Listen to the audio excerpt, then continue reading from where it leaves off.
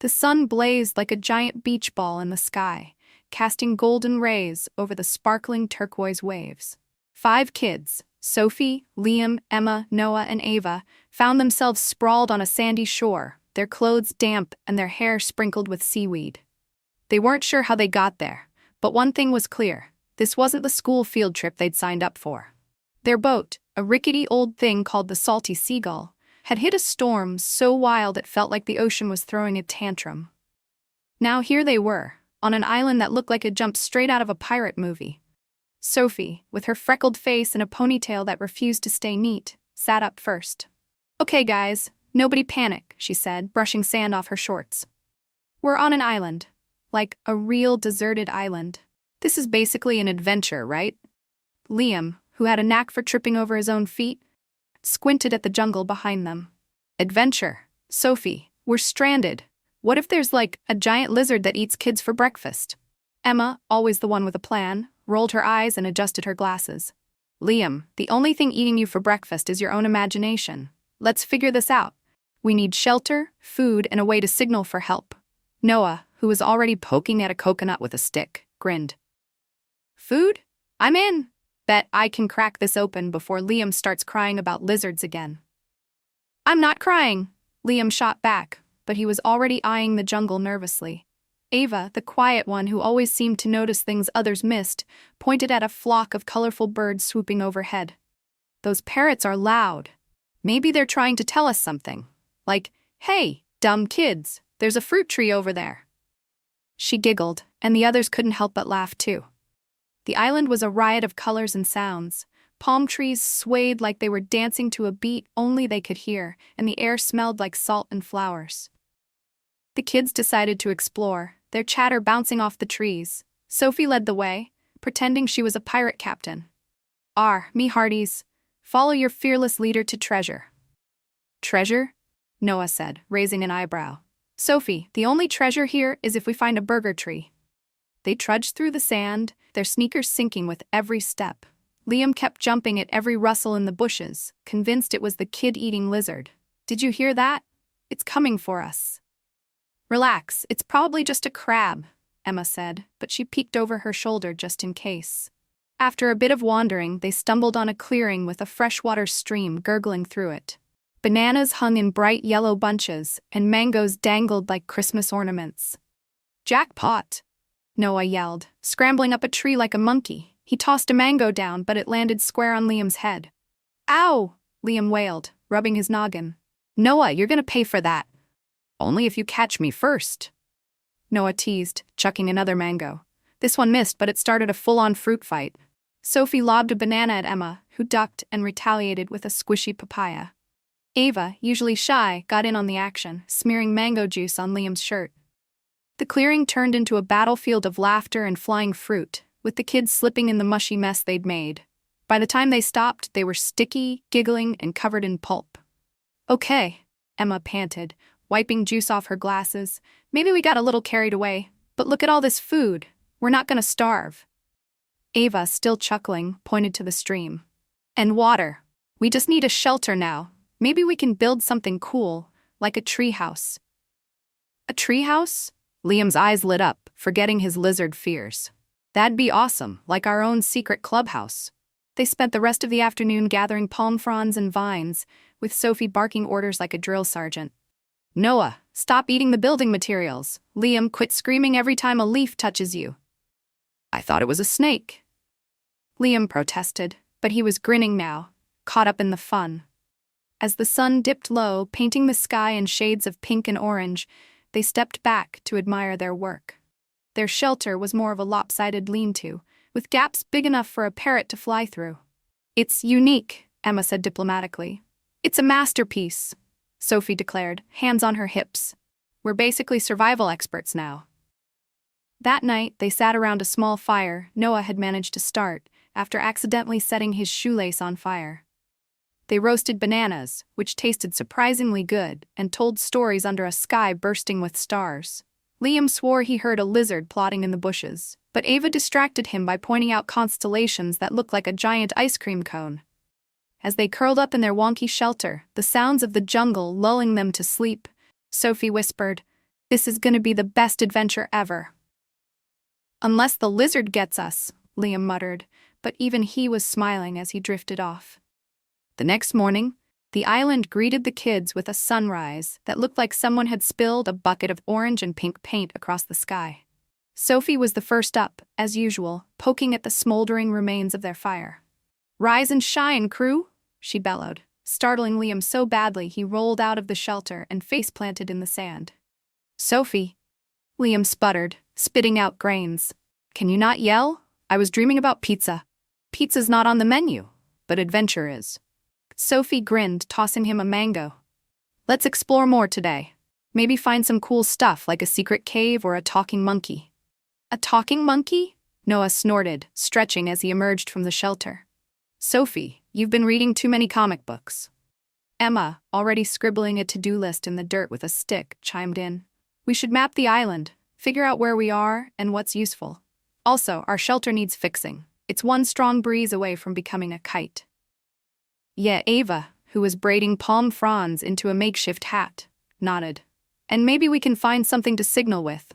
Like a shiny rock to reflect sunlight or something."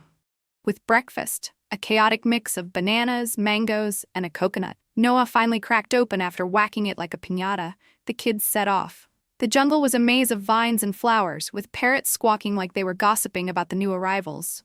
Liam lagged behind, clutching a stick he called his lizard defense weapon. "Liam, you're gonna poke someone's eye out with that," Emma sighed, ducking as he swung it at a butterfly. "It's for protection," Liam insisted. "This island's probably full of weird creatures, like a parrot-shark hybrid." The others burst out laughing and Sophie slung an arm around his shoulder. "Parrot-shark? Liam, you're a genius. If we find one, we're naming it Fluffy." Their trek led them to a rocky cliff overlooking a lagoon so clear they could see fish darting like tiny rainbows. "Whoa," Noah said, whistling. "This is better than the community pool back home." "Race you to the water," Sophie shouted, already kicking off her sneakers. Before Emma could protest about safety, they were all scrambling down the rocks, whooping and tripping over each other. The lagoon was cool and refreshing, and soon they were splashing like a pack of hyperactive dolphins. Noah tried to dunk Liam, who flailed dramatically, yelling, "I'm being attacked by Fluffy." Ava, floating on her back, pointed to a cluster of rocks at the lagoon's edge. "Hey, is that a cave?" The others froze mid-splash, their eyes following her finger. Sure enough, a dark opening yawned in the cliff face, half hidden by vines. "Treasure cave," Sophie declared, already swimming toward it. "Come on, pirates," Emma hesitated. "It could be dangerous. What if it's like a bat cave? Or a bear cave?" "Bears on a tropical island?" Noah laughed, shaking water from his hair. "Emma, you're starting to sound like Liam." "I'm staying right here," Liam said, clinging to a rock. "Caves are where lizards throw their parties." But curiosity won out, and soon they were all clambering into the cave, their voices echoing off the damp walls. Inside it was cool and dim, with stalactites dripping like melted candles. Ava found a smooth stone that sparkled when she held it to the light. "Signal rock," she said, tucking it into her pocket. Deeper in, they found something even better. A pile of old crates covered in moss and barnacles. "No way," Sophie whispered, her eyes wide. "This is totally pirate stuff." Noah pried open a crate, revealing a stash of rubber ducks. Hundreds of them in every color imaginable. "What the?" he said, holding up a pink one with sunglasses. "Who hides rubber ducks in a cave? Pirates with a sense of humor?" Ava suggested, squeezing one. It let out a squeak so loud Liam yelped and dropped his stick. "This is the best treasure ever," Sophie laughed, grabbing an armful of ducks. "We're gonna have the most epic bath party tonight." They hauled the ducks back to their camp, turning the stream into a rubber duck racetrack. Emma, ever practical, used some of the crate wood to reinforce their shelter, while Noah and Sophie staged a duck regatta that ended with Liam accidentally sitting on the finish line, squashing a green duck flat. "My butt's a duck murderer," he wailed, which sent Ava into a giggling fit so bad she fell into the stream. As the day wound down, they sat around their fire, now surrounded by a flotilla of rubber ducks bobbing in the stream. Sophie held up a yellow duck with a pirate hat. "To our island kingdom," she toasted, squeezing it. The squeak echoed into the night, blending with their laughter. "Best date ever," Noah said, leaning back on his elbows. but tomorrow we're finding that talking monkey. The third morning on the island dawned with a chorus of parrots that sounded like they were auditioning for a rock band. Sophie, as usual, was up first, trying to balance a rubber duck on her nose like a circus seal. "Guys, wake up," she called, accidentally dropping the duck into Liam's lap. "Today's the day we find Noah's talking monkey." Liam groaned, clutching the duck like a teddy bear. "Can we find a coffee shop instead? I'm too tired for monkeys." "Coffee? You're 12. Emma said, crawling out of the shelter with her glasses slightly crooked. "But I agree we need a plan. We've got food, water, and a shelter, sort of. Now we should focus on signaling for rescue." "Rescue schmescue," Noah said, already munching on a banana. "I'm having too much fun. Besides, we've got a cave full of ducks. We're basically rich." Ava, who was weaving a basket out of vines to carry their fruit, giggled. "Rich in squeaks, maybe? But Emma's right. We should try to get someone's attention. Maybe we can use Ava's shiny rock or make a big sign on the beach." With their rubber duck army watching from the stream, the kids hatched a plan. They'd split up. Sophie, Noah, and Liam would explore the island's higher ground for a good signaling spot, while Emma and Ava worked on a giant SOS sign on the beach. "And keep an eye out for that monkey," Sophie added, winking at Noah. The jungle trek was a riot of slip-ups and surprises. Noah led the way, swinging a stick like a machete, though he mostly just whacked himself in the shins. "Ow, this jungle's fighting back," he complained, hopping on one foot. Liam, still gripping his lizard defense stick, jumped at every snap of a twig. "That's it, I'm moving to the moon. No lizards there. Or oxygen," Sophie pointed out, dodging a low-hanging vine. "Chill, Liam. If we find a lizard, we'll just bribe it with a rubber duck." Their path climbed to a rocky ridge with a view that made them stop dead. The island stretched out below like a green quilt, fringed with white beaches and dotted with lagoons. "Whoa," Noah said, shielding his eyes. "This is like postcard-level awesome." Sophie spotted a flat clearing perfect for a signal fire. "This is it. We pile up some wood, light it up, and boom, rescue city." "Unless we accidentally signal aliens," Liam muttered, eyeing the sky. "Then we're toast." They spent the morning gathering dry branches, with Noah turning it into a game by pretending he was a lumberjack. "Timber," he yelled, dropping a stick on Liam's foot. Liam retaliated by chasing him with a handful of leaves, and soon they were rolling down the hill in a giggling heap covered in dirt.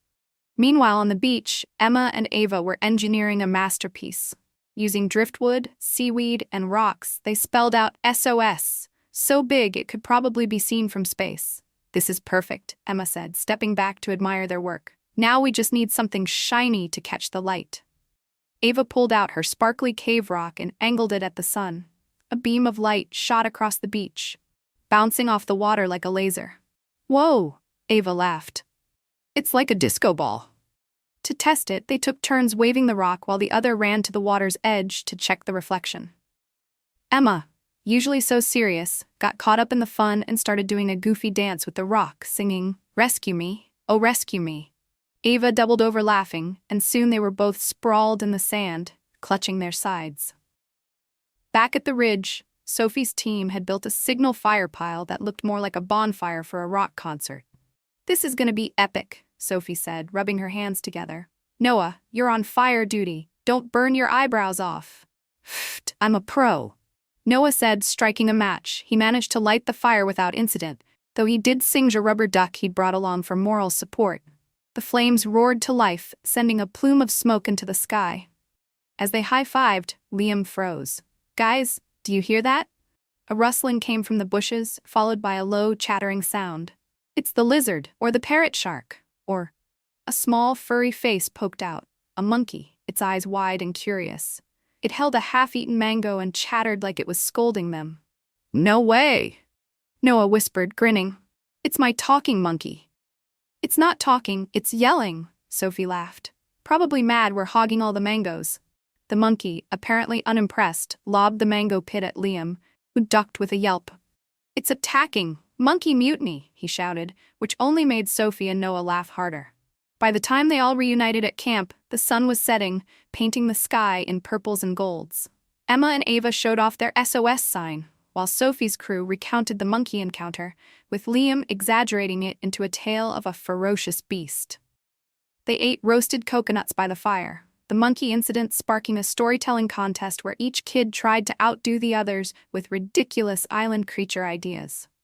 Noah's coconut crab unicorn had Ava snorting so hard she choked on her water. As they settled into their shelter, now slightly less wobbly thanks to Emma's fixes, Sophie looked around at her friends' faces, lit by the fire's glow. "We're gonna be legends when we get home," she said. "The kids who tamed an island." "And a monkey," Noah added, tossing a rubber duck into the air. "And survived Liam's lizard obsession," Ava teased, dodging Liam's playful swat. The fourth dawn on the island was different. The air felt charged, like the moment before a thunderstorm, and the parrots were quieter, as if they knew something big was coming. Sophie woke to find Liam already up, nervously whittling his lizard defense stick into what looked like a wonky sword. "I had a dream about Fluffy the parrot-shark," he mumbled. "It was wearing sunglasses." Sophie laughed, ruffling his hair. "You're a walking cartoon, Liam. Come on, let's get everyone up. I've got a feeling today's our day." Emma, Noah, and Ava stirred, rubbing sleep from their eyes. The camp was now a proper little village, with their shelter looking less like a pile of sticks and more like a beach hut, thanks to Emma's relentless tinkering. Rubber ducks lined the stream like cheerful sentinels, and Ava's woven baskets overflowed with fruit. But despite their cozy setup, they all felt it. The itch to get home, to tell their wild stories to anyone who'd listen. "All right, team," Emma said, adjusting her glasses with a determined squint. "Our SOS sign is ready, the signal fire's prepped, and Ava's shiny rock is basically a lighthouse. Today we go all out. We're getting rescued or I'm eating Liam's stick." "No way, this stick's a family heirloom now." Liam clutched it tighter, earning a giggle from Ava. Their plan was simple but ambitious. Light the signal fire on the ridge, flash Ava's rock from the beach, and make as much noise as humanly possible. Noah suggested adding a dance party to the mix, claiming it'd attract helicopters because who could resist our moves? Sophie, never one to back down from a silly idea, declared it genius. They started with the beach. Emma and Ava dragged more driftwood to make their SOS sign even bigger, spelling out "help" next to it for good measure. Ava waved her sparkly rock, sending beams of light dancing across the waves, while Emma organized a pile of dry palm fronds to burn if they spotted a plane. "We're like a human flare gun," Ava said, twirling with the rock and accidentally bonking Emma on the head. "Ow, watch the flare gun, disco queen." Emma laughed, rubbing her forehead. Up on the ridge, Sophie, Noah, and Liam were turning their signal fire into a bonfire of epic proportions. Noah had hauled up so many branches it looked like they were planning a barbecue for the entire jungle. "This is gonna be seen from Mars," he said, wiping sweat off his brow. "Liam, stop poking the pile. You're gonna knock it over." "It's not me, it's the monkey." Liam pointed to their furry friend from yesterday, who was back and stealing sticks from the pile like a tiny bandit. The monkey chattered, then flung a twig at Sophie, who caught it midair. "Oh, it's on, mango thief!" Sophie tossed the twig back, starting a playful standoff. The monkey, clearly delighted, scampered around them, dodging and weaving like a pro. Noah tried to join in but tripped over a root, landing face first in a bush. "I'm okay," he called, his voice muffled by leaves. Liam cackled so hard he dropped his stick, and soon they were all laughing, the monkey bouncing around like it was part of the crew. Back at the beach, Emma spotted something, a glint in the sky, far off but growing closer. "Guys," she yelled, waving her arms, "is that a plane?" Ava squinted, then started jumping, flashing her rock like a maniac. The glint grew into a speck, then a shape, a helicopter, its blades thumping faintly. "Ridge team, now!" Emma shouted into the walkie-talkie they'd rigged from vines and imagination. Okay, they were just yelling really loud. Up top, Sophie heard the call and lit the fire, which roared to life with a whoosh that singed Noah's shoelaces. "Not again," he yelped, hopping away as smoke billowed into the sky. Liam, suddenly brave, grabbed a burning stick and waved it like a flag. "Over here, we've got ducks and mangoes," he shouted, as if that sealed the deal. The monkey, not to be outdone, climbed a tree and started screeching, adding to the chaos. The helicopter circled closer, its pilot clearly spotting the smoke and Ava's flashing light. The kids went wild, jumping and waving anything they could grab. Palm fronds, rubber ducks, even Liam's stick. Noah started his promised dance party, doing a ridiculous jig that looked like a chicken on roller skates. "Rescue vibes, baby," he yelled, pulling Sophie into the dance. She spun him around, laughing so hard she nearly fell over. Ava and Emma sprinted up from the beach, joining the ridge party just as the helicopter began to descend toward a nearby clearing. The wind from the blades sent rubber ducks flying, and one landed square on the monkey's head. It squeaked indignantly and tossed it back, making Ava dissolve into giggles. The helicopter landed, and a bewildered pilot climbed out, staring at the scene. 5 kids covered in dirt and mango juice, a bonfire, a pile of rubber ducks, and a monkey doing backflips. You kids okay?" he asked, scratching his head. "Okay, we're legends," Sophie declared, high-fiving Liam. "We survived an island, tamed a monkey, and threw the best duck party ever." The pilot, still processing, helped them gather their meager belongings, mostly ducks and Ava's rock, and ushered them into the helicopter. As they lifted off, the kids pressed their faces to the windows, watching their island shrink below. The SOS sign gleamed in the sunlight, and the monkey stood on the ridge, waving a stolen rubber duck like a tiny flag. "Think he'll miss us?" Liam asked, clutching his stick. "Nah, he's got ducks to keep him company," Noah said, squeezing a blue one. It squeaked, and the whole helicopter erupted in laughter, even the pilot. The ride back was a blur of chatter. Sophie recounted their fruit fight. Noah bragged about his lumberjack skills. And Emma explained their SOS engineering, like she was giving a TED Talk. Ava, quieter, sketched the island on a scrap of paper, adding a monkey with a pirate hat. Liam, for once, didn't mention lizards, though he did ask the pilot if helicopters ever got attacked by parrot-sharks. When they landed at a bustling port, their families were waiting, a mix of tears and cheers. The kids ran into their parents' arms, still clutching ducks and babbling about their adventure. Reporters swarmed, cameras flashing, and Sophie took charge, spinning their tale into a saga of pirate caves and monkey battles. "We're the stranded stars," she announced, and the name stuck. That night, safe in their beds, they each kept a rubber duck on their nightstand, a reminder of the island that turned 5 kids into a crew. Sophie dreamed of new adventures, Noah of talking monkeys, Emma of perfectly built shelters, Ava of sparkling caves, and Liam, well, Liam dreamed of Fluffy, but this time it was his friend, not his foe. Their island was behind them, but the laughter, the squeaks, and the memory of a monkey waving goodbye would follow them forever.